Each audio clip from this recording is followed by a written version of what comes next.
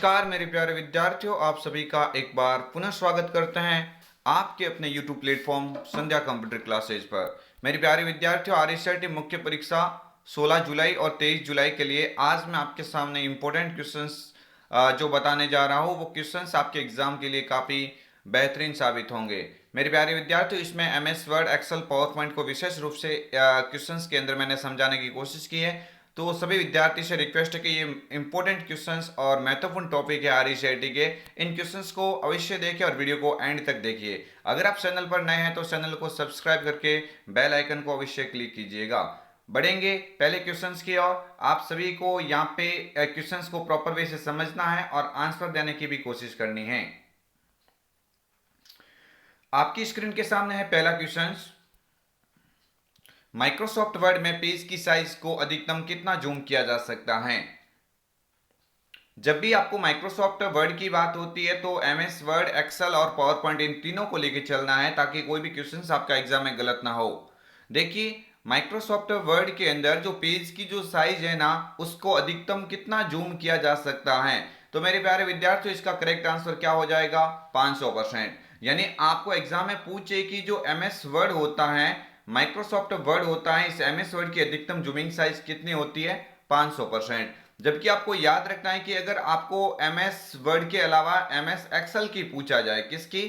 MS Excel की seat की जो साइज होती है वो अधिकतम कितनी की जा सकती है, या फिर पावर पॉइंट की जो स्लाइड होती है ना, इस स्लाइड के बारे में कभी क्वेश्चंस बने तो आप बोल देना कि MS एक्सेल की सीट और MS पावर पॉइंट की जो स्लाइड होती है, इनकी अधिकतम जूमिंग साइज कितनी हो सकती है? 400%। जबकि यहाँ पे बात हो रही है MS वर्ड की, कंपटीशन एग्जाम का भी क्वेश्चन है, ये कह सकते हैं। इसका करेक्ट आंसर क्या हो जाएगा? 500% हो जाएगा। ये 100% तो MS वर्ड की डिफॉल्ट साइज का प्रकार होता है। जो हम डायरेक्टली MS वर्ड को खोलते तो हमें किस साइज में दिखाई देगा? 100% के रूप में दिखाई देता है, लेकिन अधिकतम पूछा तो यहाँ पे करेक्ट आंसर 500 हो जाएगा। नेक्स्ट बढ़ेंगे क्वेश्चन नंबर 2 की ओर।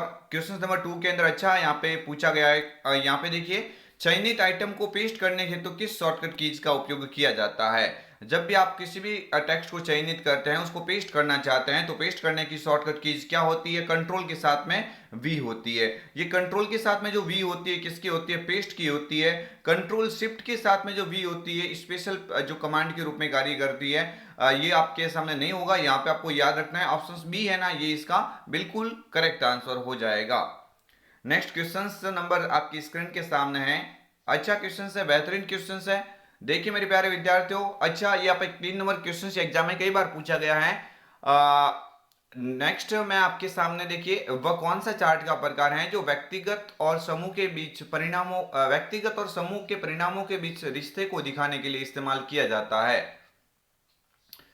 ये 60 से ऐसे क्वेश्चन है जो अगर लेवल के क्वेश्चंस बनते हैं तो वहां पे इन क्वेश्चंस का इस तरह के क्वेश्चंस आपको एग्जाम में श्योर दिखते हैं। आप सभी को याद रखना है कि क्वेश्चंस काफी बेहतरीन है। आप इन 60 के क्वेश्चंस को अवश्य याद रख के जाना। मैंने सभी 60 को इस पेपर के अंदर समझाने की कोशिश की है। वह कौन सा चार्ट का प्रकार है जो व्यक्तिगत और समूह के परिणामों के बीच रिश्ते दिखाने का कार्य करता है? तो देखिए, आपको याद रखना है कि जब भी परिणाम और व्यक्तिगत समूह के बीच में जो रिश्ते दिखाने की कभी बात होती है ना, तो आप एक चार्ट को अवश्य याद रख लेना। कौन सा हो जाएगा? वो राडार चार्ट हो जाएगा।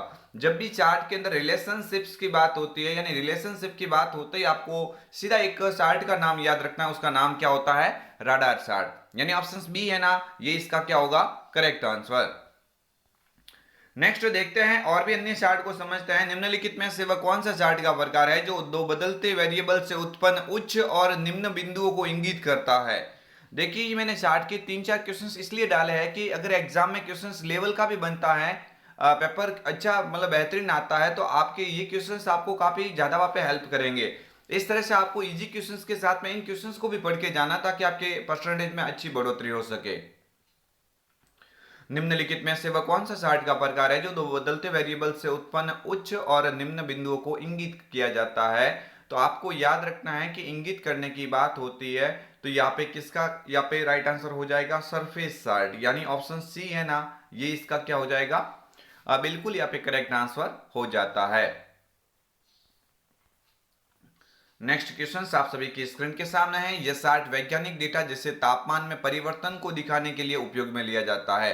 जब भी शेयर मार्केट की बात होती है, यानी शेयर कीमत की बात होती है, जब भी शेयर कीमत की बात होती है, शेयर मार्केट के अंदर जो डेटा ऊपर नीचे होता है उसको दिखाने की अथवा तापमान को दिखाने की बात होती है, तो ये दोनों एक ही चार्ट का कार्य होता है। वो चार्ट कौन सा होता है? Stock chart. यानी ऑप्शन बी है ना, ये इसका करेक्ट आंसर हो जाएगा। शायद वैज्ञानिक विधि के द्वारा तापमान में परिवर्तन वगैरह दिखाने की बात हो जाए तो भी आप स्टॉक करके आ जाना। और वैसे शेयर को इंग्लिश में स्टॉक ही तो बोला जाता है, स्टॉक मार्केट बोलते हो आप, तो उसमें कौन सा चार्ट उपयोग में लिया जाता है? उसमें स्टॉक चार्ट का उपयोग लिया जाता है। ऑप्शन बी यहाँ पे क्या होगा? Correct answer. नेक्स्ट आगे वाला क्वेश्चन आप सभी की स्क्रीन के सामने, समय के साथ परिवर्तन एवं परिवर्तन के योग दोनों को दिखाता है। देखो, जब समय के साथ परिवर्तन को भी दिखाएगा और परिवर्तनों के योग दोनों को बताने की जब बात होती है एग्जाम में, तो आप वहां पे एरिया चार्ट करेंगे तो आपका सबसे अच्छा विकल्प सुना जाएगा। यानी इस तरह का क्वेश्चन आपके एग्जाम में बन जाए तो आप अवश्य याद रखना कि ये कौन सा हो जाएगा? ये एरिया चार्ट हो जाएगा। यानी समय के साथ परिवर्तन और परिवर्तन के योग दोनों को दिखाने की बात पूछे ना तो आप बोल देना वहां पे करेक्ट आंसर क्या हो जाएगा? एरिया चार्ट हो जाएगा। भाई इन जो ये क्वेश्चंस है ना, इस क्वेश्चंस के अंदर जो मैंने ये लैंग्वेज लिखी है, इस लैंग्वेज को याद रख के सीधा आप इसका आंसर याद रखना। जैसे कि आपको रिलेशन से दिखाने की बात होती है तो आप राडार चार्ट करेंगे, जब तापमान को दिखाने की बात करेंगे तो आप स्टॉक चार्ट करेंगे, जब आप ये कहते हैं कि समय के साथ परिवर्तन एवं परिवर्तन के योग दोनों को बताने की बात हो जाए तो आप बोल देना एरिया चार्ट। यानी इस तरह से आपको इनको रटना पड़ेगा, याद रखना पड़ेगा, ताकि आपके कंपटीशन एग्जाम में भी कोई ऐसा क्वेश्चन बन जाता है तो वहां पे आपको अच्छा फायदा मिलेगा। आगे वाला क्वेश्चन है, नेक्स्ट क्वेश्चन नंबर 7 आप सभी के स्क्रीन के सामने, वह कौन सा चार्ट का प्रकार है जो समय के बढ़ते हुए रुझानों को दिखाने की बात करता है? यानी समय के साथ बढ़ते हुए जो रुझान होते हैं, समय के साथ बढ़ते हुए रुझान होते हैं, उन रुझान को दिखाने का कार्य मतलब इस तरह से होता है। देखिए, समय के साथ बढ़ते हुए रुझान को दिखाने की बात होती है तो ये तो कौन सा चार्ट हो जाएगा भाई? ये लाइन चार्ट की बात हो रही है। ऑप्शन नंबर ए है ना, ये इसका क्या होगा? करेक्ट आंसर हो जाएगा। तो मैंने एमएस एक्सेल से संबंधित जितने भी जो बनने वाले चार्ट के क्वेश्चंस थे 3 से 4, यानी जो इंपॉर्टेंट थे वो मैंने सारे आपको बता दिए हैं। अब देखो, एक्सेल से संबंधित और भी इंपॉर्टेंट क्वेश्चंस जो आपके एग्जाम में बार बार पूछे जा रहे हैं, और माइक्रोसॉफ्ट एक्सेल से पिछली बार एग्जाम में 6-7 क्वेश्चंस आए थे, तो इसलिए मैंने एक्सेल के अंदर से जो बनने वाले क्वेश्चंस मैंने इस मॉडल पेपर के अंदर दिखाने की कोशिश की है। तो आप थोड़ा इस क्वेश्चंस को एक नहीं हो तो एक दो बार आप इसको देख लेना ताकि आपको याद हो जाएगा आराम से। प्लॉट एरिया में दिखाई देने वाली हॉरिजेंटल लाइन को क्या कहा जाता है? यानी प्लॉट एरिया होता है, उस प्लॉट एरिया के अंदर दिखाई देने वाली हॉरिजेंटल लाइन होती है इस तरह से, उस लाइन को क्या कहा जाता है मेरे प्यारे विद्यार्थियों? उस लाइन को कहा जाता है ग्रिड लाइन। यानी ऑप्शन बी है, सी पे लिखा हुआ ग्रिड लाइन, ये इसका क्या हो जाएगा? करेक्ट आंसर हो जाएगा। बिल्कुल, ऑप्शन सी पे जो लिखा हुआ है ग्रिड लाइन, ये इसका क्या हो जाएगा? करेक्ट आंसर हो जाता है। ये सारे एमएस एक्सेल के बेहतरीन क्वेश्चंस है। अगर ये क्वेश्चंस आपको याद हो गए तो आपका एक्सेल का पूरा टॉपिक कवर कर सकते हैं। देखिए, नेक्स्ट क्वेश्चन से, डेटा पॉइंट की वास्तविक वैल्यू क्या कहलाती है? डेटा पॉइंट होता है, उसकी वास्तविक वैल्यू को क्या कहा जाता है? तो डेटा पॉइंट की वास्तविक वैल्यू को डेटा लेवल कहा जाता है। क्या बोलेंगे इसको? डेटा लेबल्स बोलेंगे। ये भी क्वेश्चंस कई बार एग्जाम में पूछा गया है, तो आप इस क्वेश्चंस को भी याद रखना कि डेटा पॉइंट की वास्तविक वैल्यू क्या कहलाती है। डेटा पॉइंट की वास्तविक वैल्यू डेटा लेबल के नाम से जानी जाती है। ऑप्शंस यहाँ पे है ना, ए वाला जो करेक्ट आंसर हो जाएगा। ये लीजेंड तो क्या होता है कि डेटा के अंदर जो पॉइंट्स होते हैं उनको किस अलग अलग कलर में प्रदर्शित करना आंकड़े को, ये लीजेंड का कार्य होता है। चार्ट पर प्रत्येक डेटा सीरीज, चार्ट पर प्रत्येक सीरीज किस कलर में प्रदर्शित होगी, ये कौन तय करता है? अभी तो मैंने बोला चार्ट होता है, उसके ऊपर जो प्रत्येक सीरीज होती है वो किस कलर में प्रदर्शित होगी, ये कौन तय करता है? तो भाई अभी मैंने बोला लीजेंड का कार्य होगा। ये किसका होगा? लीजेंड का कार्य होगा कि भाई डेटा सीरीज को अलग अलग कलर में दिखाना, तो ये कौन दिखाएगा? लीजेंड का कार्य होता है। ये क्वेश्चंस थे एमएस एक्सेल के वो इंपॉर्टेंट जो आपके एग्जाम में बार बार पूछे जा रहे हैं। क्वेश्चन नंबर 11, तालिका के पहले कॉलम में मूल्य एवं दूसरे कॉलम में उसी के मान को दिखाता है। जो तालिका होती है उसके पहले कॉलम में तो मूल्य को दिखाएगा और दूसरे कॉलम में उसी के मान को दिखाने का कार्य करता है। मेरे प्यारे विद्यार्थियों, ये बात कौन सी कर रहा है? ये वी लुकअप फंक्शंस की बात कर रहा है। यानी वी लुकअप एक ऐसा फंक्शन होता है जो तालिका के पहले कॉलम में तो मूल्य को दिखाएगा और दूसरे कॉलम के अंदर उसी के मान को दिखाएगा। तो यहाँ पे करेक्ट आंसर क्या हो जाएगा? ऑप्शन सी है ना, ये इसका बिल्कुल करेक्ट हो जाएगा। आगे नेक्स्ट बढ़ते हैं कि एक्सेल में दी गई संख्या तक एक नंबर को पूर्णांक बनाता है। जब पूर्णांक बनाने, यानी पूर्णांक का इंग्लिश में मतलब ही क्या होता है? राउंड होता है भाई। तो यहाँ पे ऑप्शन है ना ए, या से क्या होगा करेक्ट आंसर। यानी दी गई संख्या तक नंबर को पूर्णांक बनाने की बात होती है तो पूर्णांक राउंड के द्वारा बनाया जा सकता है। आगे नेक्स्ट बढ़ते हैं, क्वेश्चन नंबर 13 आपकी स्क्रीन के सामने है। वह कौन सा फंक्शन है जो दो या दो से अधिक टेक्स्ट की स्ट्रिंग को जोड़ता है? दो या दो से अधिक टेक्स्ट की स्ट्रिंग को जोड़ने की बात हो जाती है तो मेरे प्यारे विद्यार्थियों, ये कार्य कौन करेगा? ये कार्य करेगा कॉन्सोर्टिनेट करेगा। मैंने कल भी क्वेश्चन डाला था कि दो या दो से अधिक टेक्स्ट की स्ट्रिंग को जोड़ने की बात होती है तो आप बोल देना भाई क्या कार्य हो जाएगा? कॉन्सोर्टिनेट हो जाएगा। ये मैक्स होता है, मैक्सिमम यानी सबसे बड़ी वैल्यू निकालने के लिए इसका उपयोग किया जाता है। काउंट इफ ये भी इंपॉर्टेंट है। एवरेज है ना, ये औसत निकालने के लिए उपयोग में लिया जाता है। यूजर किस प्रकार की डेटा प्रविष्टि या परिवर्तन नहीं कर सकता है? मेरे प्यारे विद्यार्थियों, यूजर किस प्रकार की डेटा प्रविष्टि या परिवर्तन नहीं कर सकता है? नंबर्स, ऑटो नंबर्स या डेट एंड टाइम? तो मेरे प्यारे विद्यार्थियों, जो ऑटो नंबर होता है ना, इसमें आप प्रविष्ट नहीं कर सकते। ये एमएस एक्सेस का क्वेश्चन है जो एग्जाम में एक दो बार बना हुआ है, इसलिए मैंने बता दिया ऑटो नंबर के अंदर आप प्रविष्ट नहीं करेंगे, वो ऑटोमेटिकली आपके सामने प्रदर्शित होते हैं। नेक्स्ट क्वेश्चन नंबर आपकी स्क्रीन के सामने है। Microsoft Excel 2010 default file format में डेटा बेस बनाता है। तो माइक्रोसॉफ्ट एक्सेल जो था, हालांकि आपके सिलेबस में नहीं है, पिछली बार ये क्वेश्चन आया था, मैं नहीं चाहता कि अगली बार भी आपके क्वेश्चन गलत हो जाए, तो आप एक दो क्वेश्चन एमएस एक्सेल के भी याद करके जाइएगा ताकि आपके एग्जाम में अगर बन भी जाता तो आपके वहां पे कोई दिक्कत ना हो। माइक्रोसॉफ्ट एक्सेस 2010 का डिफॉल्ट फाइल फॉर्मेट क्या कहलाता है? यानी हमेशा वो इस फाइल को सेव करेगा ना, वो किस फॉर्मेट में सेव करेगा? अगर 2010 की बात होती है तो एक्सेस डेटाबेस, यानी इसका पूरा नाम क्या होता है? एक्सेस डेटाबेस होता है। जबकि 2003 था ना मेरे प्यारे विद्यार्थियों, जो एमएस एक्सेस 2003 की जो फाइल का फॉर्मेट है वो किसमें होता था? .mdb में होता था। क्या होता था? mdb में होता था। आगे नेक्स्ट क्वेश्चन है, यूजर निम्नलिखित में से किसका उपयोग नई एक टेबल बना सकता है? आपको याद रखना है कि इनमें से किसका उपयोग कर नई टेबल बना सकता है? न्यू टेबल बनाने की बात होती है। Design view, data sheet view, A व बी दोनों या नॉन ऑफ द अबव? तो यहाँ पे दोनों करेक्ट आंसर हो जाएंगे। आप डिजाइन व्यू से भी बना सकते हैं और डेटा शीट व्यू से भी आप टेबल का निर्माण कर सकते हैं। ऑप्शन सी यहाँ पे इसका बिल्कुल करेक्ट आंसर होगा। बढ़ते नेक्स्ट क्वेश्चंस की ओर। क्वेश्चंस नंबर आपकी स्क्रीन के सामने है। कौन सा कंप्यूटर का वर्गीकरण नहीं है? मेरे प्यारे विद्यार्थियों, इनमें से कौन सा एक कंप्यूटर का वर्गीकरण नहीं है? हालांकि आपको बताया होगा ये क्वेश्चंस पहले भी। मेन फ्रेम होता है, मिनी भी होता है, नोटबुक, ये किसका उदाहरण होता है? ये माइक्रो का उदाहरण होता है। किसका उदाहरण होता है? माइक्रो का उदाहरण होता है। नहीं, ये भी हो जाएगा। मैक्स फ्रेम अभी तक मैंने भी कुछ नाम ऐसा नहीं सुना हुआ है, ये आपको कंफ्यूज करने के लिए ऑप्शंस डाला गया है। मैक्स फ्रेम तो किसी भी कंप्यूटर का प्रकार नहीं होता है। मेन फ्रेम जरूर होता है लेकिन मैक्स फ्रेम नहीं होता है। आगे वाला क्वेश्चन नेक्स्ट आपकी स्क्रीन के सामने है। एक आउटपुट डिवाइस का उदाहरण है, तो इनमें से अच्छे से पहचान कीजिए। स्कैनर तो इनपुट होता है, सॉफ्टवेयर तो होगा ही नहीं, टैप इनपुट होता है, जबकि प्लॉटर होता है। मेरे प्यारे विद्यार्थी, ये प्लॉटर क्या होता है? ये प्लॉटर एक आउटपुट डिवाइस होता है जो सर्वश्रेष्ठ क्वालिटी वाली वेक्टर का उत्पादन करने के लिए इसका यूज किया जाता है। बढ़ेंगे नेक्स्ट क्वेश्चंस की ओर। क्वेश्चंस नंबर आपकी स्क्रीन के सामने है। निम्नलिखित में से कौन सा एक डेटाबेस प्रोग्राम है? तो डेटाबेस प्रोग्राम किसे कहा जाता है? मैं आपको बोल देता हूं कि जो एमएस वर्ड होता है ना, इसको तो वर्ड प्रोसेसिंग कहा जाता है। क्या बोलेंगे? इसको तो वर्ड प्रोसेसिंग। एक्सेल होता है, इसको स्प्रेडशीट प्रोग्राम कहा जाता है।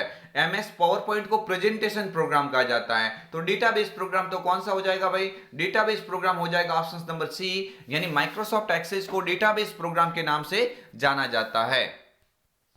आगे वाला क्वेश्चन नेक्स्ट आपकी स्क्रीन के सामने। कंट्रोल शिफ्ट अल्ट कुंजी को किस की के नाम से जाना जाता है?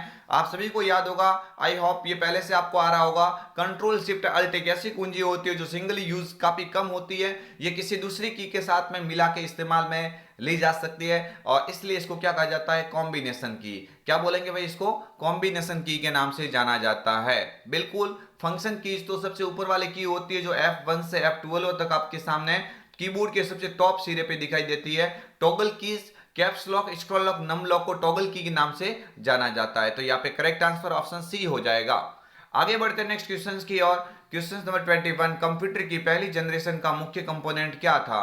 ये बेहतरीन क्वेश्चन है, एग्जाम में कई बार पूछा गया है। तो कंप्यूटर की जो पहली पीढ़ी थी ना, कंप्यूटर के अंदर टोटली अभी तक कितनी 5 पीढ़ियां है, कितनी 5 पीढ़ी। अभी जो जनरेशन चल रही है वो कंप्यूटर की 5th जनरेशन कहलाती है। तो पहली पीढ़ी में तो देखो अभी तो काफी सारी टेक्नोलॉजी आ गई, लेकिन पहली पीढ़ी में कंप्यूटर काफी स्लो होते थे, काफी बड़े होते थे, और उसमें जो मुख्य कंपोनेंट था वो कौन सा कहलाता था, वैक्यूम ट्यूब। ये अवश्य याद रख लेना, वैक्यूम ट्यूब एक ऐसा मतलब एक कंपोनेंट था जो पहली पीढ़ी के अंदर इस्तेमाल होता था कंप्यूटर के अंदर। दूसरी पीढ़ी के अंदर होता था ट्रांजिस्टर, और तीसरी पीढ़ी के अंदर आया था आईसी, इंटीग्रेटेड सर्किट, जो आज भी आप इस्तेमाल करते हो। और चौथी पीढ़ी के अंदर कौन सा था, चौथी पीढ़ी के अंदर वीएलएसआई था। और पांचवी पीढ़ी के अंदर अभी चल रहा है यूएलएसआई। कौन सा, यूएलएसआई। आगे बढ़ते नेक्स्ट क्वेश्चंस की और। एमआईसीआर का पूरा नाम बताइए। अच्छे से क्वेश्चन से सभी को आ रहा होगा।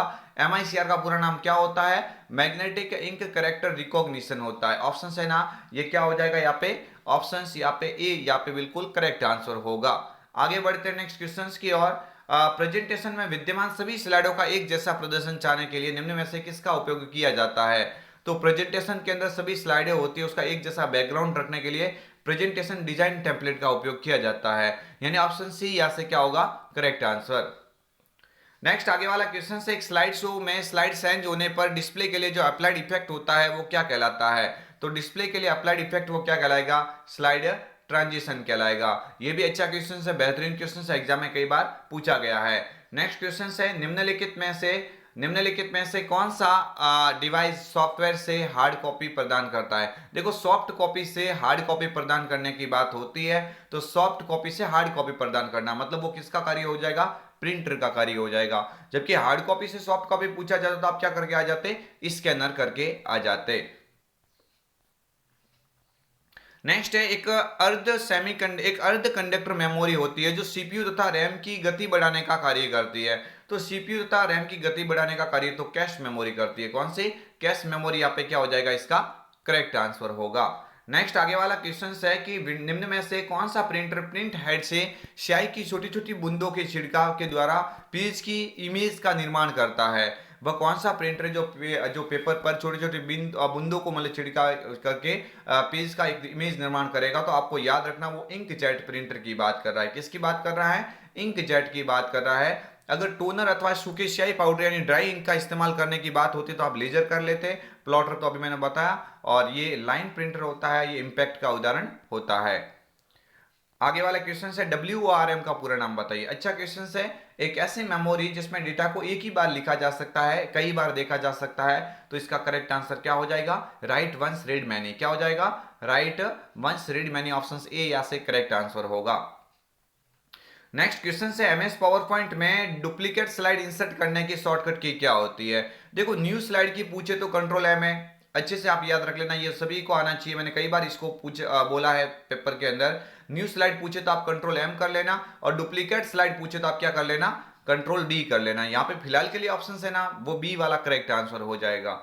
आगे नेक्स्ट क्वेश्चन है, GUI का पूरा नाम बताइए। अच्छा क्वेश्चन है, GUI का पूरा नाम क्या होता है। GUI का पूरा नाम ग्राफिकल यूजर इंटरफेस होता है, यानी ऑप्शंस क्या हो जाएगा, ए यहाँ पे बिल्कुल करेक्ट होगा।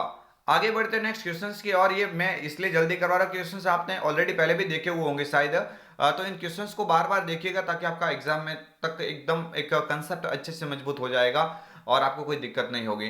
कंप्यूटर लॉगिन होने के बाद में जो एरिया दिखाई देता है उसे क्या बोला जाता है भाई, डेस्कटॉप बोला जाता है। क्या बोलेंगे इसको, डेस्कटॉप बोला जाता है। जब कंप्यूटर स्टार्ट करेंगे तो जो पहले आपकी स्क्रीन दिखती है उसको डेस्कटॉप के नाम से जाना जाता है। और इसके अलावा नेक्स्ट क्वेश्चन है, बैकग्राउंड में रन हो रहे प्रोग्राम को होल्ड करने के लिए जो आइकन्स होते हैं उन्हें क्या कहा जाता है। तो आप बोल देना, इसे क्या बोलेंगे, उसे बोलेंगे जो बैकग्राउंड जो होल्ड करता है उसको क्या बोलेंगे, सिस्टम ट्रे के नाम से जाना जाता है। ऑप्शन यहाँ पे बी या से करेक्ट होगा। आगे नेक्स्ट वाला क्वेश्चन है 33 नंबर क्वेश्चन है, विंडोज 10 में इंटरनेट एक्सप्लोरर को रिप्लेस करके कौन सा वेब ब्राउजर बनाया गया। इंटरनेट एक्सप्लोरर का नाम बदल के विंडोज 10 के अंदर उसका नाम क्या रखा गया है, उसका नाम रखा गया है माइक्रोसॉफ्ट एज रखा गया है, यानी ऑप्शन ए विकल्प या से करेक्ट होगा। नेक्स्ट आगे वाला क्वेश्चन, एक छोटी पिक्चर्स जो कि प्रोग्राम फोल्डर अथवा प्रोग्राम फंक्शंस का प्रतिनिधित्व करती है उसे क्या बोलेंगे। तो उसको क्या बोला जाता है, आइकन बोला जाता है। क्या बोलेंगे भाई, उसको आइकन के नाम से जाना जाता है। और इससे मॉडल पेपर का सबसे लास्ट क्वेश्चन अच्छे से आप ध्यान रखिएगा। निम्न में से किसके द्वारा आप वीडियो गेम्स और एप्स डाउनलोड कर सकते हैं। वीडियो है, गेम्स, ये वीडियो गेम्स है, या फिर आप अन्य सॉफ्टवेयर की बात होती है, कोई भी ऐप्स आपको डाउनलोड करना है तो विंडोज 10 का वो कौन सा एप्लीकेशन होता है, विंडो स्टोर। जिस तरह से मोबाइल में प्ले स्टोर का उपयोग करता है, इसी तरह से वो कार्य आप विंडोज 10 में करना चाहते हो तो आप विंडो स्टोर से करेंगे। तो ये आपके सामने इंपॉर्टेंट 35 क्वेश्चंस थे, वो बेहतरीन क्वेश्चंस थे जो आपकी बार आपके एग्जाम में बहुत ज़्यादा हेल्प करेंगे। तो इन क्वेश्चंस को आप एक बार अगर समझ में नहीं आया तो एक बार रिवाइज करके अवश्य देखिएगा, क्योंकि इस क्वेश्चंस के अंदर मैंने एमएस एक्सेल को अंदर एमएस एक्सेल से बनने वाले इंपॉर्टेंट सभी क्वेश्चंस आपको बताने की कोशिश की है। तो अगर आपको वीडियो सेशन अच्छा लगा है तो लाइक कीजिए, चैनल पर नए हैं तो चैनल को सब्सक्राइब करके बेल आइकन को अवश्य क्लिक कीजिए। शाम को आने वाली 6 बजे जो लाइव दमदार क्लास है उसके अंदर आपको काफी अच्छे कंटेंट के द्वारा समझाया जाएगा।